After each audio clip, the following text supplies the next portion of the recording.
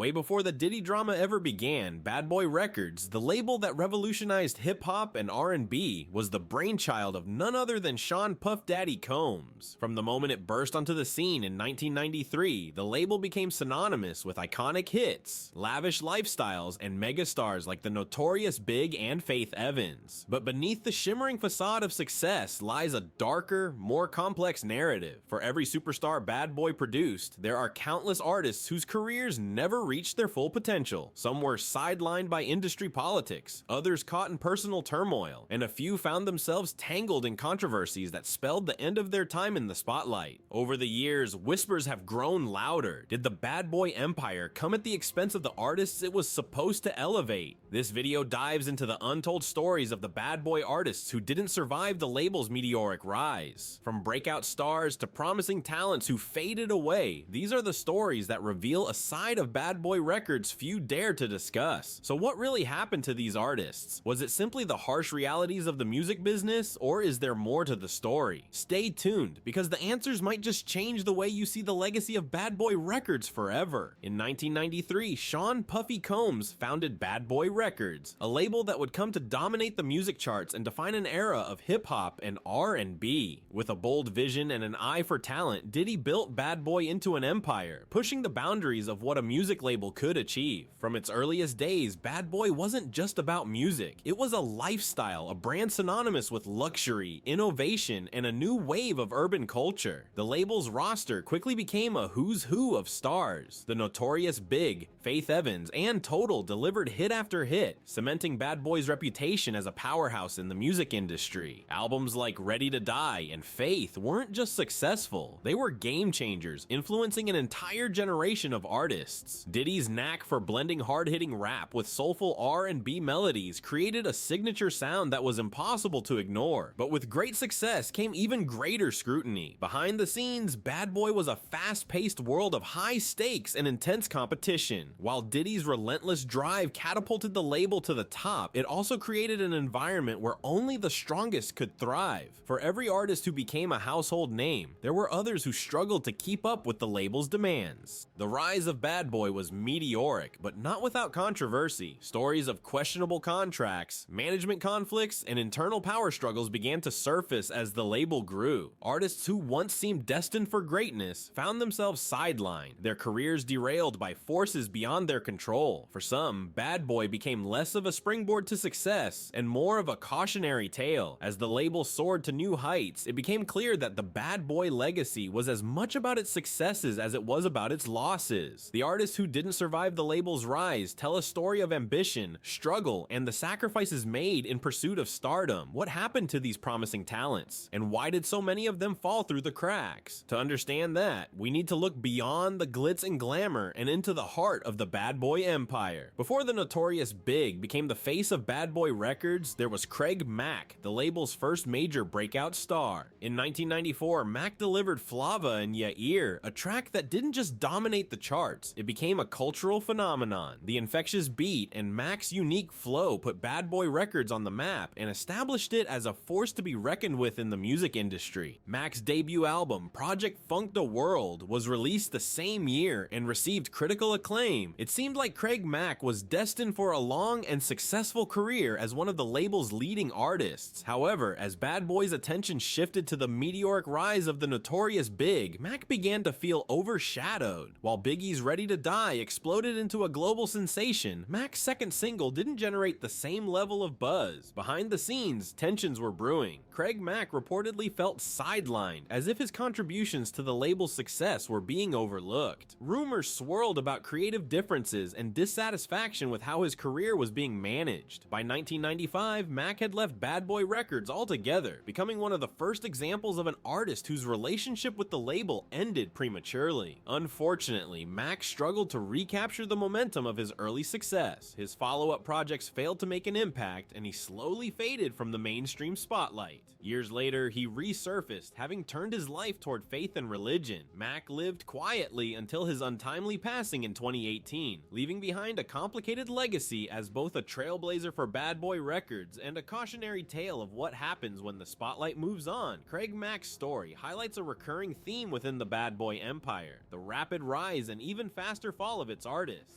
While Flava and Yair cemented Mac's place in hip-hop history, it also raised questions about how Bad Boy managed its talent and why some artists seemed unable to thrive in the label's high-pressure environment. Was Mac's downfall a matter of timing, or was it the first sign of deeper issues within the label? His story is just the beginning of the narrative surrounding the artists who didn't survive Bad Boy's meteoric rise. In the late 1990s, Bad Boy Records introduced the world to Shyne, a young rapper with a voice and style reminiscent of the Notorious B.I.G hailed as Diddy's next big protege. Shyne seemed poised to carry the Bad Boy legacy into the new millennium. His 2000 self-titled debut album, featuring hits like Bad Boys and Bonnie and Shyne, showcased his talent and drew critical acclaim. Fans and industry insiders alike predicted a bright future for the rapper. But Shyne's career took a dramatic turn on December 27th, 1999, during a now infamous nightclub shooting incident in Manhattan. The altercation left 3 people injured, and both Shyne and Diddy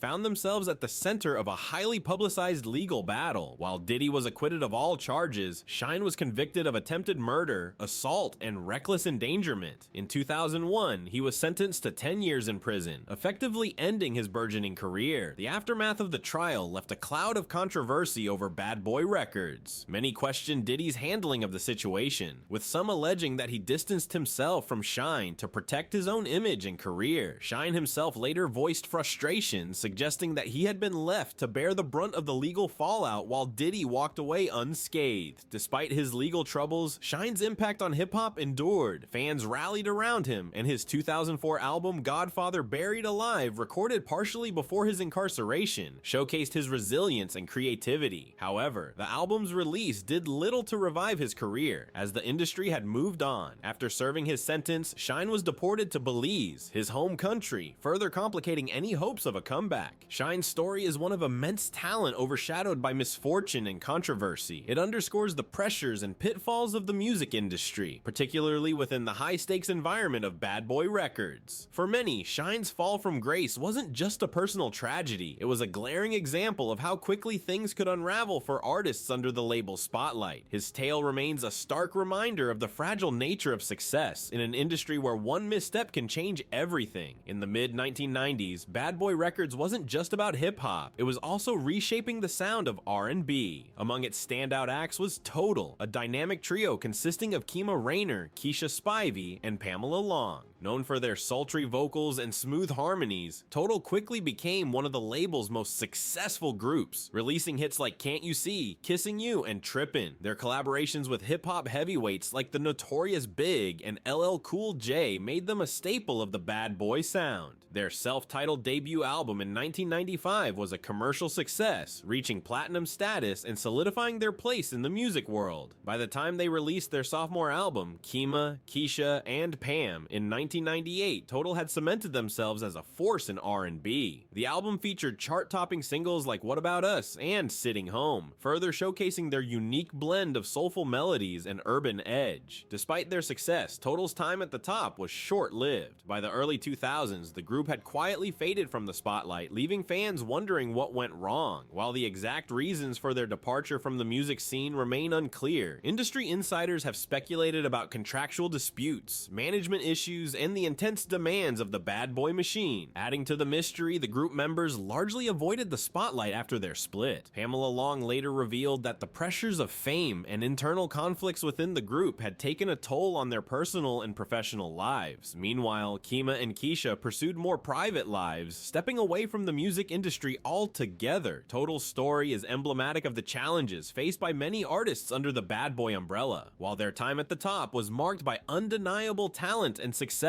their sudden disappearance raised questions about the sustainability of careers within the label. Were they another casualty of Bad Boy's high-pressure environment, or did their exit reveal deeper systemic issues in the music industry? Regardless, Total remains a beloved part of R&B history, their music still resonating with fans who remember remember the trio's undeniable impact. When it comes to the golden age of bad boy records, the name 112 is synonymous with smooth harmonies, timeless ballads, and crossover appeal. Formed in Atlanta, the quartet, composed of Marvin Slim Scandrick, Michael Mike Keith, Quince Q Parker, and Darren Jones, brought a fresh sound to the label when they signed with Diddy in the mid-1990s. Their unique blend of soulful vocals and urban edge helped redefine R&B at a time when hip-hop and soul were becoming increasingly intertwined. Their self-titled debut album, 112, released in 1996, was an instant success, featuring hits like Only You and Cupid. The group's collaborations with hip-hop heavyweights like the Notorious B.I.G. and Mase on tracks such as Only You Remix gave them credibility across genres, bridging the gap between R&B and rap in a way few acts could. With their second album, Room 112, the group solidified their status as R&B royalty, delivering hits like Love Me and Anywhere. 112's success became a cornerstone of Bad Boy's domination of the charts in the late 90s and early 2000s. However, like many Bad Boy artists, their relationship with the label wasn't without its challenges. Behind the scenes, financial disputes and creative differences began to surface, leading to tensions between the group and Diddy. As their careers progressed, the members of 112 expressed frustration over the management and contractual terms that they felt hindered their growth and financial stability. By the mid-2000s, these issues came to a head. After releasing their fourth album, Hot and Wet, in 2003, the group decided to part ways with Bad Boy Records. While they continued to release music independently and with other labels, their time under Diddy's guidance remained a defining chapter in their careers, a period marked by both immense success and the struggles that seemed to haunt many of Bad Boy's artists. Even as internal conflicts and industry pressures took a toll on the group, 112's legacy remains intact. Their contributions to R&B, particularly their ability to balance heartfelt ballads with club-ready anthems, have stood the test of time. Tracks like Peaches and Cream and Dance With Me remain staples of early 2000s nostalgia, proving that their impact on music and culture is undeniable. For fans, 112's journey with Bad Boy is a mix of triumph and turbulence, emblematic of the label's dual reputation as a hit-making powerhouse and a source of industry controversy. Their music, however, continues to speak for itself, a lasting testament to their talent and influence in shaping the sound of an era. That brings us to hip-hop's most infamous rivalry, the Bad Boy versus Death Row beef.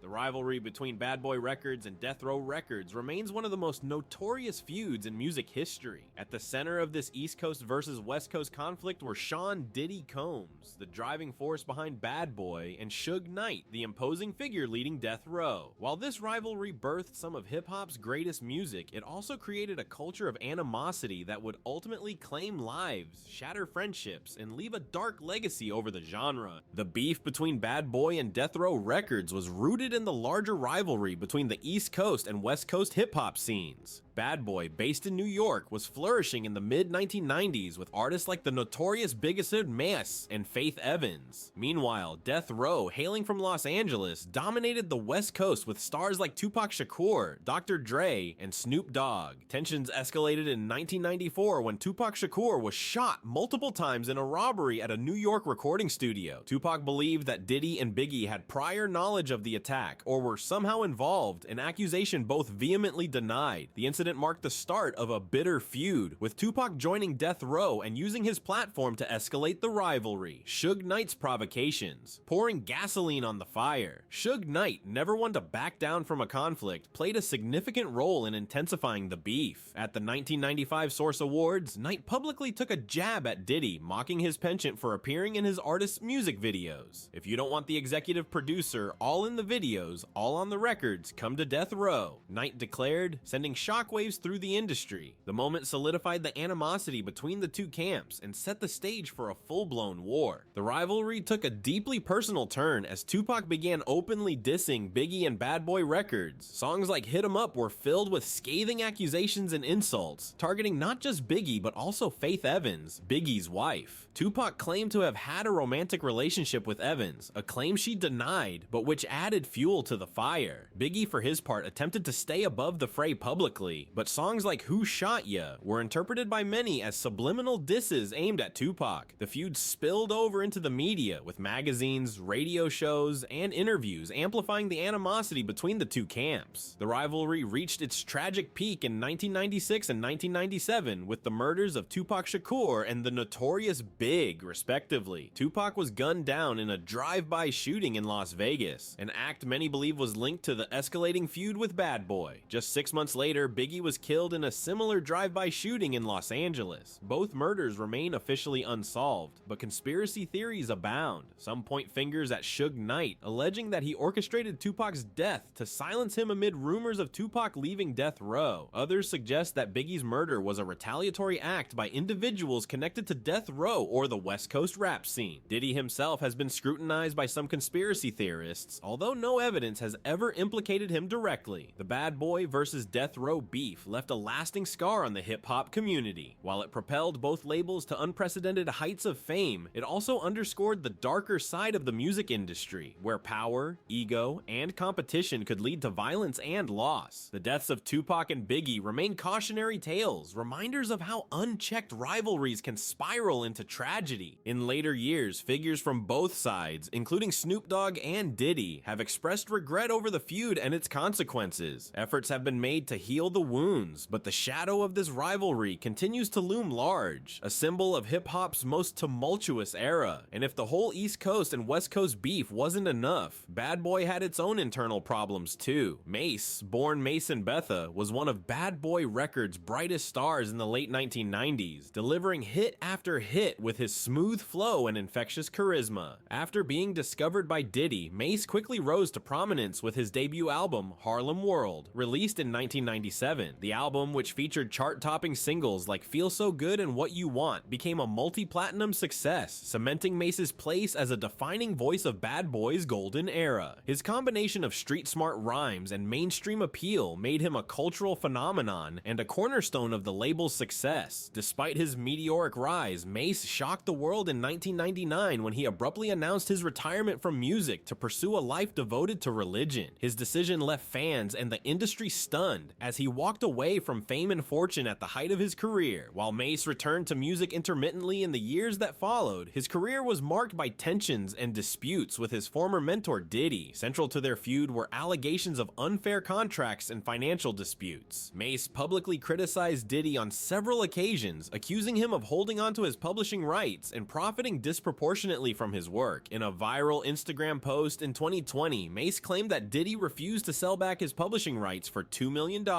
despite having reportedly purchased them for just $20,000. This allegation reignited conversations about the exploitative practices within the music industry, particularly under the Bad Boy banner. The fallout between Mase and Diddy also exposed the strained relationships that seemed to plague many of the artists who once thrived under the label. Mase's grievances resonated with other Bad Boy alumni, further highlighting a pattern of dissatisfaction among those who had worked with Diddy. Despite these public clashes, Mase maintained that his criticism was not about revenge, but about standing up for what he believed was fair treatment for artists. Mase's story is a complex blend of triumph, spiritual awakening, and controversy. His success with Harlem World remains a testament to his talent and influence in hip-hop, while his ongoing disputes with Diddy underscore the darker realities of the music industry. For fans, Mase's journey is both inspiring and cautionary, a reminder of the cost of fame and the importance of owning one's legacy. While his relationship with Diddy remains fraught, Mase's impact on the culture and his fight for artist empowerment continue to define his legacy. Bad Boy Records was once the crown jewel of hip-hop and R&B, home to some of the most iconic acts of the late 90s and early 2000s. But apparently Mase wasn't the only one to unhappy with Diddy and Bad Boy. Behind the glitz and glamour, the label's history is riddled with tension, disputes, and allegations of exploitation.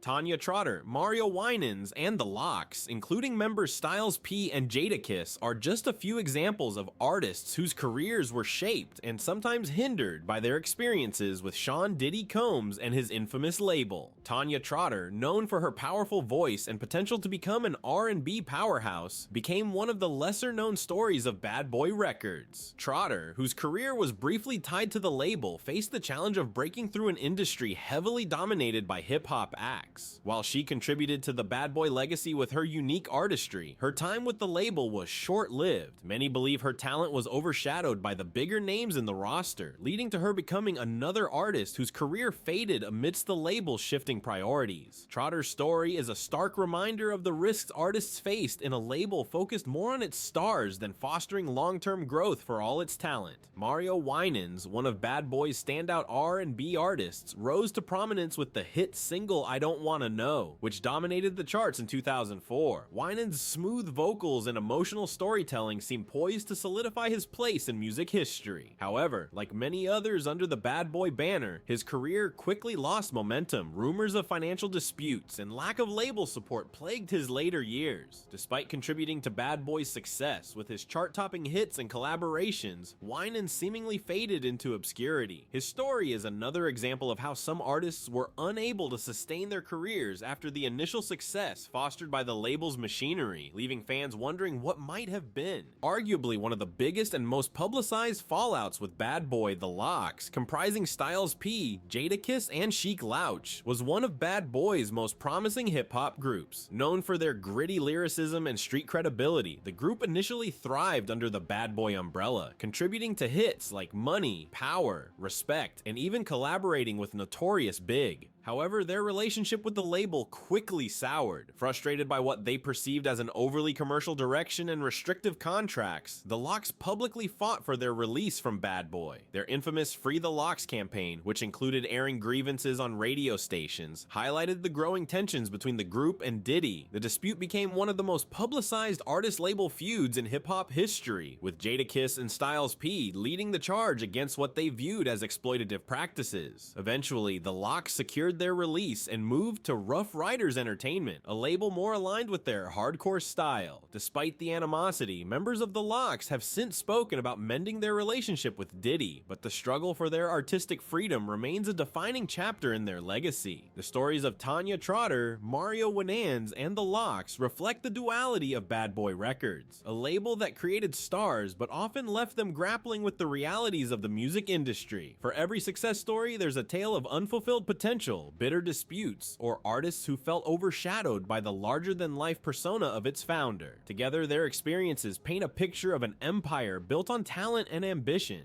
but one that also left many of its contributors questioning whether the cost of fame was worth the price they paid. Speaking of paying the price, a few other Bad Boy artists come to mind. In the early 2000s, forgotten artist G Depp, born Travell Coleman, was poised to be one of Bad Boy Records' breakout stars. Known for his gritty yet introspective lyrics, he brought a fresh perspective to the label's roster. His 2001 debut album, Child of the Ghetto, showcased his storytelling abilities with tracks like Special Delivery and Let's Get It, which became club anthems and cemented his status as a rising star in hip-hop. However, G Depp's journey was anything but smooth. Behind the scenes, he struggled with personal demons, including drug addiction, which began to take a toll on his career. Despite the commercial success of his music, his inability to maintain momentum and overcome his struggles led to a decline in his visibility within the industry. By the mid-2000s, G Depp had largely disappeared from the music scene, leaving fans to wonder what had happened to the promising rapper. The most shocking chapter of G Depp's story came in 2010 when he walked into a Harlem police station and confessed to a crime he had committed nearly 17 years earlier. He admitted to a fatal shooting during a botched robbery in 1993, a revelation that stunned both fans and the music industry. His confession led to a second-degree murder charge and ultimately a 15 years to life prison sentence. In interviews from prison, G Depp expressed a sense of relief over his confession, describing it as an attempt to cleanse his soul and find peace. However, his story raised questions about the pressures and hardships faced by artists in the music industry. Fans and critics alike debated whether the demands of fame and the intense environment at Bad Boy Records had exacerbated his struggles, leading him down a dark path. G-Dep's tale is one of immense talent overshadowed by personal turmoil. It serves as a reminder of the human cost behind the glitz and glamour of the music business. While his music remains a testament to his artistry, his story is also a cautionary tale about the price of unaddressed pain and the difficulty of navigating fame while battling inner demons. His legacy, though tragic, continues to resonate as a story of talent, regret, and the pursuit of redemption. Loon, born Chauncey Hawkins, was a standout figure in Bad Boy Records' early 2000s roster. Known for his smooth flow and charismatic presence, Loon became a household name through his collaborations with Diddy on the iconic hits I Need a Girl Part 1 and I Need a Girl Part 2. These tracks dominated the charts, with Loon's verses adding a melodic yet confident energy that perfectly complemented Diddy's production style. His contributions not only solidified the success of these songs, but also made him one of Bad Boy's most promising stars. However, unlike many of his peers, Loon's time in the spotlight was short-lived. Despite his success, he chose to walk away from the music industry, citing a growing disillusionment with its lifestyle and values. In a surprising twist, Loon underwent a profound spiritual transformation, converting to Islam and adopting the name Amir Junaid Muhaddith. His newfound faith marked a complete departure from his bad boy persona as he began to focus on personal growth and religious devotion. Loon's story took another unexpected turn when he was arrested in 2011 on drug conspiracy charges related to events that occurred years earlier. Sentenced to 14 years in federal prison, he maintained his innocence, arguing that he had left that lifestyle behind before his arrest. His imprisonment was a stark contrast to his spiritual redemption, highlighting the lingering consequences of choices made during his earlier years. In a bittersweet twist, Loon was granted early release in 2020 due to health concerns amid the COVID-19 pandemic. Since his release, he has spoken candidly about his journey, reflecting on the lessons learned and the importance of his faith in guiding him through both his music career and his time in prison. For Loon, his transformation was not just about leaving behind his past, it was about finding a deeper sense of purpose and meaning in his life. Loon's story stands out as an anomaly within the chaotic history of Bad Boy Records. While many artists under the label face turmoil, Loon's journey represents a rare narrative of personal redemption and spiritual growth. However, his struggles also underscore the challenges of leaving behind the shadows of fame and the industry's darker side. In the midst of Bad Boy's high-profile controversies, Loon's path serves as a reminder that success often comes with a heavy price, and true redemption requires stepping away from it all to rediscover oneself. In the early 2000s, Sean Combs, now going by the infamous name Diddy, revolutionized the way the music industry approached artist development by taking it to reality television. Through MTV's Making the Band 2, Diddy introduced the world to D-Band, a group of aspiring artists brought together in a high-pressure, dramatic competition. Comprised of Freddie P, Chopper, Young City, Babs Bunny, Ness, Dylan, and Sarah Stokes, D-Band was meant to represent a new era of hip-hop and R&B under Bad Boy Records. The group's rise was meteoric, largely due to the popularity of the show, which aired from 2002 to 2004. Audiences were captivated by the behind-the-scenes drama, grueling challenges, and Diddy's demanding leadership style. Moments like the now infamous task of walking across New York City to fetch a slice of cheesecake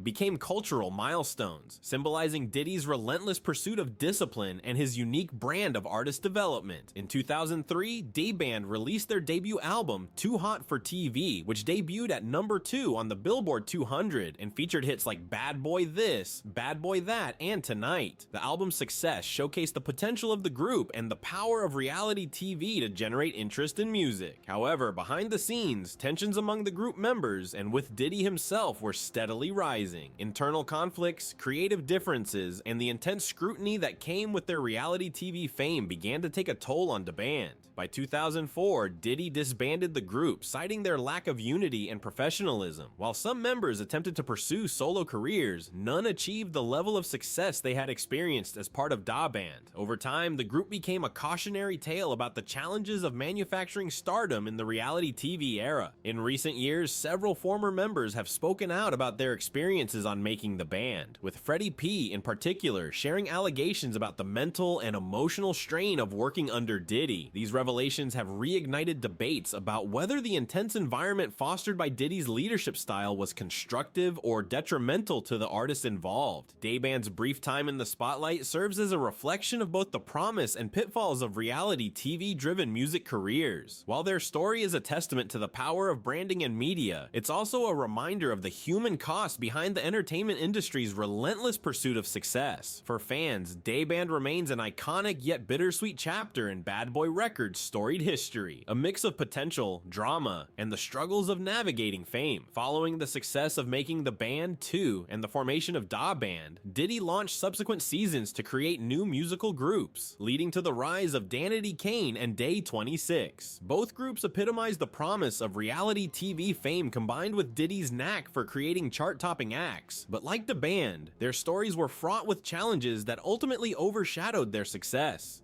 Formed during making the band 3, Danity Kane was comprised of 5 talented women: Andrea Fimbres, Aubrey O'Day, Dawn Richard, Shannon Becks, and Dee Woods. The group quickly became a pop sensation, releasing their self-titled debut album in 2006, which debuted at #1 on the Billboard 200. Hits like Showstopper and Ride For You showcased their vocal abilities and star power, solidifying them as one of the most successful girl groups of the 2000s. However, the group's rapid success came with significant internal and external pressures. Behind the scenes, tensions among the members and with Diddy began to mount. Aubrey O'Day in particular became a polarizing figure, with her growing public persona clashing with Diddy's vision for the group. By 2008, after the release of their second #1 album, Welcome to the Dollhouse, Diddy announced that Aubrey and Dee Woods were no longer a part of Danity Kane, effectively dissolving the group. Attempts to reunite in later years were marred by ongoing conflicts, leaving fans with a bittersweet sense of what could have been. Following Danity Kane's success, Making the Band 4 introduced audiences to Day 26, a male R&B group consisting of Brian Angel, Willie Taylor, Robert Curry, Michael McClooney, and Quanell Quee Mosley. Like their predecessors, Day 26 experienced a meteoric rise, with their debut album Day 26 topping the Billboard 200 in 2008. Known for hits like Got Me Going and Since You've Been Gone, the group's harmonies and stage presence earned them critical and commercial acclaim. But just as quickly as they rose to fame, Day 26 began to experience the same issues that plagued many bad boy artists: internal disputes, creative differences, and the pressures of maintaining their reality TV personas began to unravel the group. By 2012, Day 26 announced their hiatus, with members pursuing solo careers to varying degrees of success. Like Danity Kane, their story became emblematic of the struggles of sustaining a career born from reality TV. Both Danity Kane and Day 26 highlight the dual-edged nature of reality TV-driven stardom. While the format provided them with unparalleled exposure and opportunities, it also placed them under a microscope, amplifying personal and professional conflicts. Diddy's hands-on and often authoritarian management style, while instrumental in their initial success, also contributed to the instability that ultimately led to their downfall. Despite their short-lived careers, the legacies of Danity Kane and Day 26 endure in the hearts of fans who remember their music and the cultural impact of making the band. Their stories serve as cautionary tales about the cost of fame in the reality TV era, where the same platform that builds stars can just as easily tear them apart. There's no denying, few figures in hip-hop have been as successful yet mired in controversy as Sean Diddy Combs. While his name is synonymous with chart-topping hits and luxury, Diddy's legacy is also shadowed by conspiracies and accusations, particularly concerning the untimely deaths of Black Rob, the Notorious B.I.G, and Tupac Shakur. These events, still hotly debated, have fueled speculation about the darker side of the industry and Diddy's role in shaping its most turbulent moments.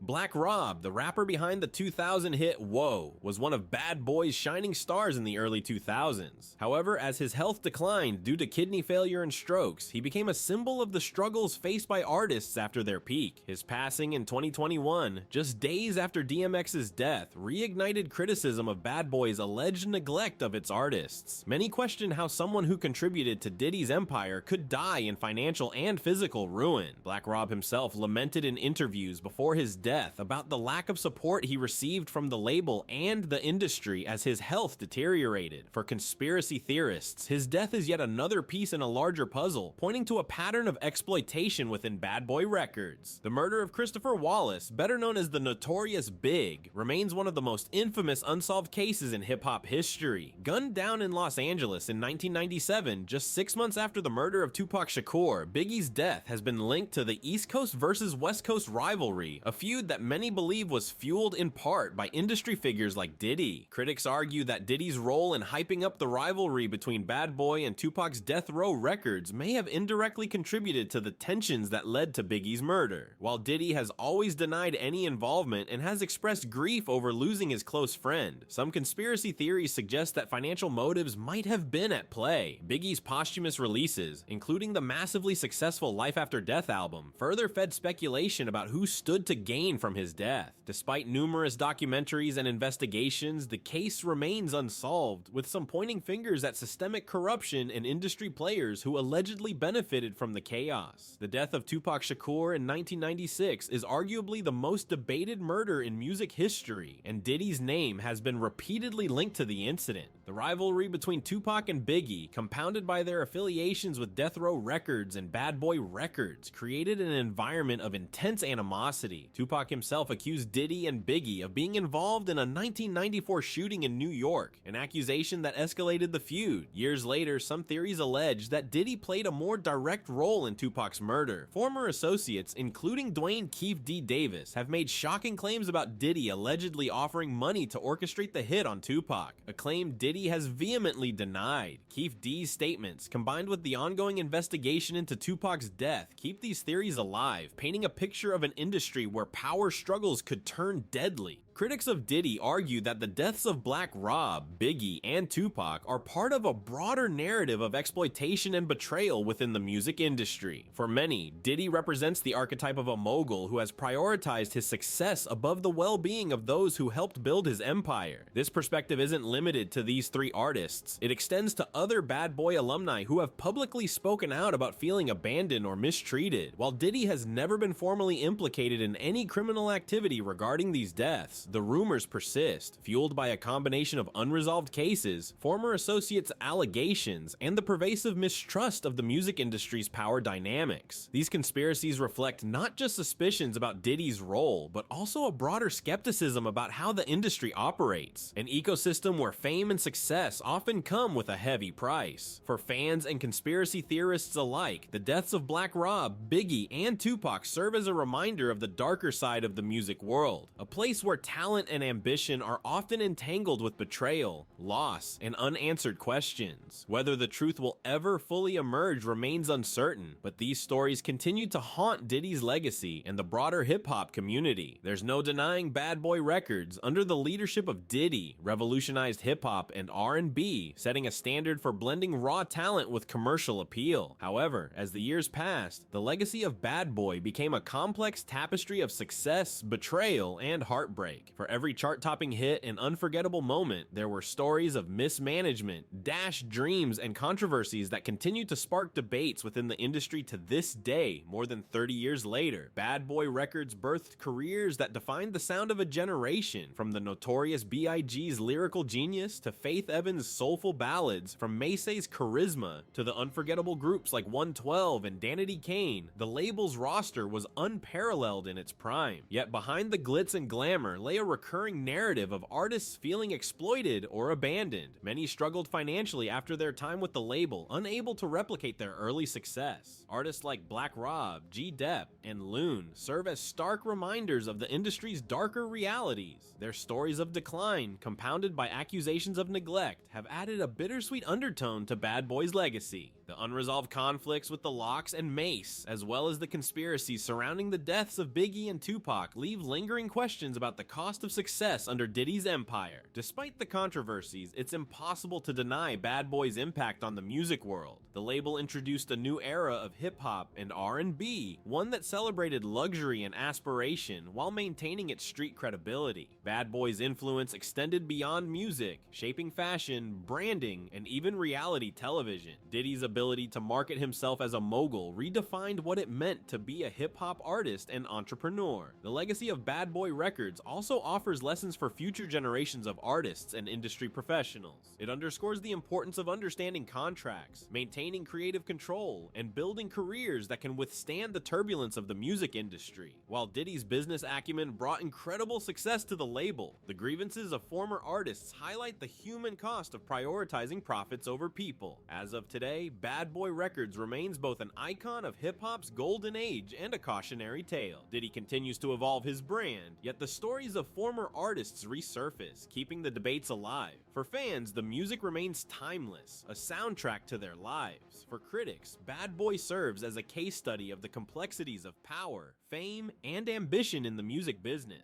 In the end, the legacy of Bad Boy artists is as multifaceted as the artists themselves. It's a story of talent, ambition, and resilience, forever etched into the annals of music history, a reminder that the brightest lights often cast the longest shadows.